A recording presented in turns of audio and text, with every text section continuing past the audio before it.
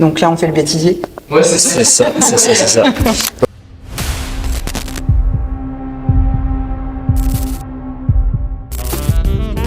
Alors, Catel, peux-tu te présenter en quelques mots, s'il te plaît?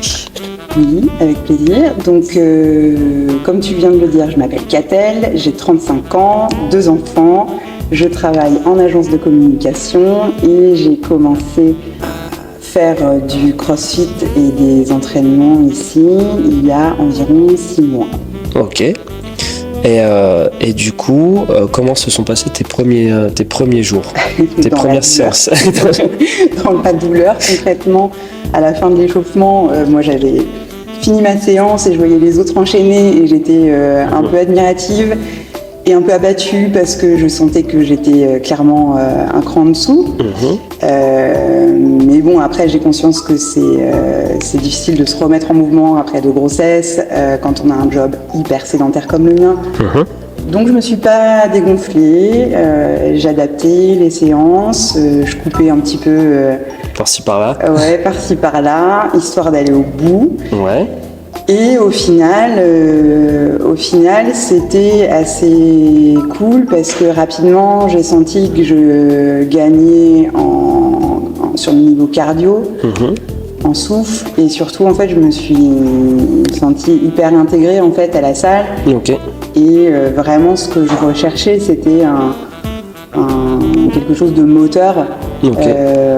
En dehors de la pratique physique, c'était vraiment un esprit de communauté qui te porte et qui te donne envie de te challenger, mais à des petits niveaux, parce qu'on ne parle pas vraiment d'esprit de compétition, mais on parle vraiment de quelque chose qui te porte et qui te donne envie. Et voilà, quand tu es par terre, on te crie dessus, on t'encourage, et quand les autres sont par terre, tu leur cries dessus, tu les encourages.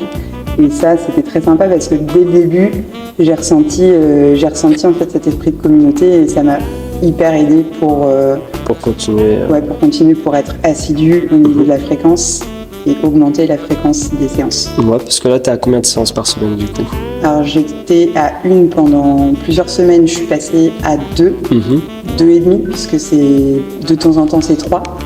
Mais je me suis aperçue que quand c'était 3 jours d'affilée, les 3 ça pique un petit peu. C'était violent. Et donc voilà, j'essaye là de me maintenir à 2 et de ponctuellement venir insérer une 3e séance si mon emploi du temps me le permet. Entre le travail et les enfants. Voilà. Ouais. Bah justement, du coup, dans ton quotidien, qu'est-ce que ça a amené de différent? Tu as dit que du coup, tu travailles dans une agence de com.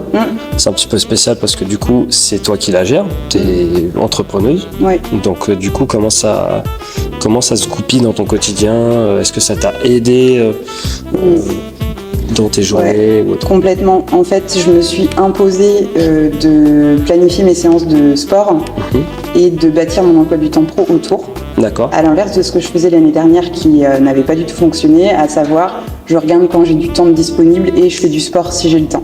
D'accord. Mais bon, clairement, j'ai pas le temps, c'est facile. Ouais. Je ne prenais pas le temps de faire du sport. Je pense que c'était une erreur parce qu'en fait, physiquement, j'avais pas une bonne condition et du coup, ça a impacté mon sommeil, mon alimentation. Quand je sors d'une séance, si j'ai pas envie de me gaver d'un gros plat de pâtes en sauce ou voilà, t'as envie de manger plus light, t'as moins faim. Ok. Donc hop, t'enchaînes ta séance, une petite douche, un repas et tu retournes au boulot et tu t'imposes cette cadence que j'avais pas auparavant. Donc ça m'a aidé parce que ça a rythmé mes journées. Ça m'a aussi permis d'être plus dynamique, je dirais que dans l'ensemble. Tu vois, c'est tout bête, mais maintenant, quand je pousse ma fille sur la balançoire, à chaque fois que je la pousse, je la pousse en squat. D'accord. Tu vois, en fait, ça s'est intégré dans mon quotidien d'une façon que j'aurais pas imaginé mettre en pratique il y a un an. Aujourd'hui, tout est jeu, en fait. Je transforme tout en jeu. Tu t'éclates, en fait. Je m'éclate, je ramasse un truc, je fais une fente. Ma fille, je fais un squat. Tu vois, quand les filles sont reloues à la maison avec Mathieu, des fois, on se met à faire 10 squats. Avec elle, non, mais c'est histoire de recentrer, tu vois, puis après on pose la main sur le cœur et tout le monde se calme. En fait, on a intégré la routine sportive. Vraiment le sport dans toutes les étapes de la vie, quoi, dans toutes les sphères. Tous les jours, pour tout et n'importe quoi. Au boulot, dès que je fais un call, je me lève, je marche, tu vois. c'est devenu vraiment une pratique quotidienne, quoi, un mode de vie en fait. Ah bah là pour le coup, là ça a jamais aussi bien porté son nom. Ok. Ah, intéressant du coup. Et est-ce qu'il y a un moment précis où tu as remarqué des changements physiques ou mentaux, vraiment où tu t'es dit là, je suis sur la bonne voie, il y a vraiment une coupure ou ça s'est fait Alors c'est intéressant comme question. Je pense que je dois être un cas un petit peu particulier. Pour faire des squats avec ses filles en parlant soir. En fait, si tu veux, j'ai un dérèglement hormonal pour lequel je suis traitée, donc je suis médicamentée. D'accord. Et j'ai linéarisé un petit peu ma gestion de l'humeur et par la prise de médicaments et par la pratique sportive. Mes médicaments l'année dernière m'ont fait prendre 20 kilos, donc c'est une gestion du quotidien. Quand tu montes l'escalier, quand tu portes, quand tu t'habilles. Ça change forcément. Ça change tout, 20 kilos c'est énorme. Et en fait, mon objectif n'était pas de perdre du poids, mais de me sentir plus tonique. Tu vois, de renforcer ma musculation profonde, le dos, vraiment tout ça, pour avoir des mouvements moins pourris et moins te blesser du coup. Moins blessée, parce que j'étais souvent blessée au dos. Donc en fait, ça m'a...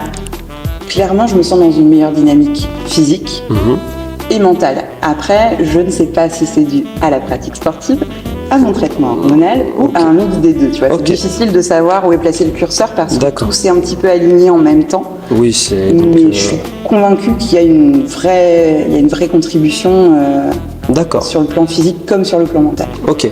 Donc du coup, ton traitement hormonal, par exemple, il restera toujours là. Donc tu devras faire toujours avec. Jusqu'à preuve du contraire, il me fait du bien. D'accord. Et il m'aide vraiment, tu vois. Ok. Enfin, je veux dire, c'est pas un traitement hormonal pourri, quoi. Non, ça m'a vachement aidé. Tu vois, je ne suis plus un lion un jour sur deux.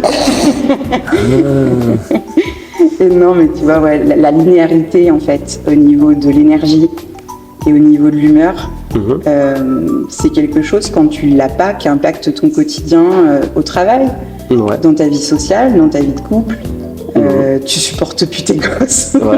Et en fait, le fait de linéariser tout ça, ça apaise, quoi. C'est hyper salvateur. C'est essentiel et pour rien au monde, je prendrais le risque, tu vois, de péter cet équilibre, que ce soit en changeant de traitement médicamenteux ou en coupant en fait un truc. Ok. Et du coup, au niveau de l'ambiance à la salle, comment tu la décrirais? Est-ce que c'est une ambiance de merde? Tu peux le dire. C'est une super ambiance. En fait, moi, on m'a recommandé cette salle. C'est Nicolas qui m'a recommandé cette salle. Il a fait un vrai travail sur lui et du coup, évidemment, ça donne envie. Donc, il nous a tanné avec Mathieu, venez, vous allez voir, c'est super et tout. Donc, j'ai essayé, je me suis dit, oh là là, je suis carrément en décalage, c'est pas pour moi. Surtout que ta première séance, c'était sur un open, donc un accès libre. Ouais, c'était compliqué, difficile, tu vois. Donc, je m'étais sentie un peu déboussolée. Et puis au final, une séance, 2 séances, un humour de merde comme le mien, donc ça c'est très appréciable. Un vrai esprit d'équipe, une cohésion, on se gueule dessus comme j'aime. Et puis même si je suis toujours dans les 2 dernières à finir, c'est pas grave. Tu vois, j'ai aucune gêne avec ça. Aucune gêne. Ah non, pas du tout.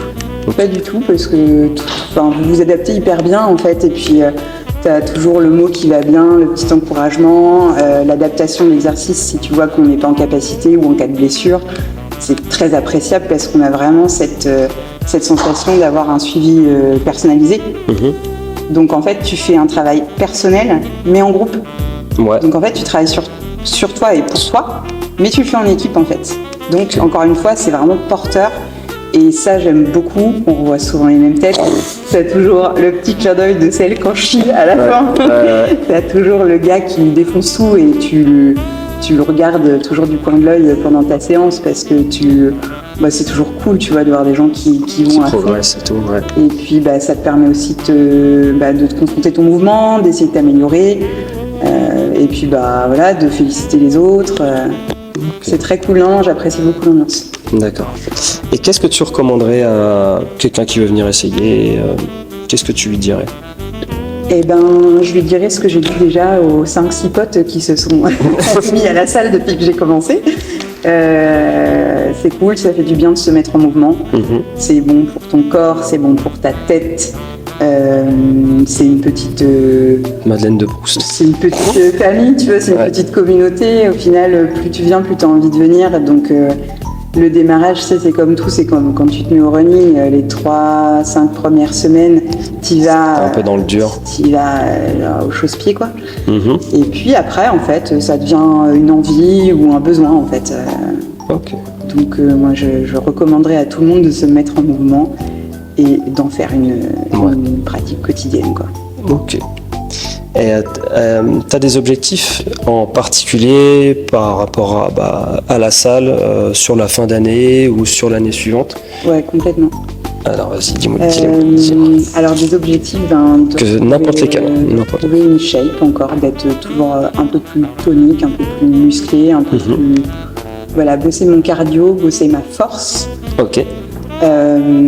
Idéalement, si je peux reperdre un petit peu de poids, mais c'est vraiment pas un objectif principal. C'est un petit plus. C'est un petit plus et je pense qu'en fait, ça va se remettre dans les clous naturellement. Ok. Il faut pas que j'aie à forcer, mais il faut que j'apprenne à surveiller un peu plus ma diète parce que je suis une goule sucrée. D'accord, ok. Que je grignote beaucoup, mais ça, ils mettent pas là avec moi tous les soirs. Ça, là, on peut pas. Là, ce serait un petit peu intrusif. Pour le coup. Donc non, il faut que j'ai la rigueur en fait en dehors, tu vois, des horaires de training en fait, en dehors des workouts, il faut que j'ai cette rigueur d'inclure tous les aspects, en fait, la diète, l'alimentation, le sommeil, voilà, tout ça. Donc ça, c'est l'objectif, c'est d'aligner tout, d'arriver à tout aligner, et puis de laisser les choses se faire pour voir un peu où ça m'amène, et puis de refaire un bilan, tu vois, dans 3 mois. Dans 3 mois, voir où j'en suis, ce que je peux améliorer, pour refaire un bilan. Mais il y a les step by step, tu vois. J'ai pas du tout envie de foncer, de mettre tout en place en même temps, parce que j'ai peur de pas tenir. Donc j'y vais step by step. Voilà, ça me fait du bien, donc je continue. Ok, bon bah nickel. Nickel. Eh ben merci. Merci beaucoup.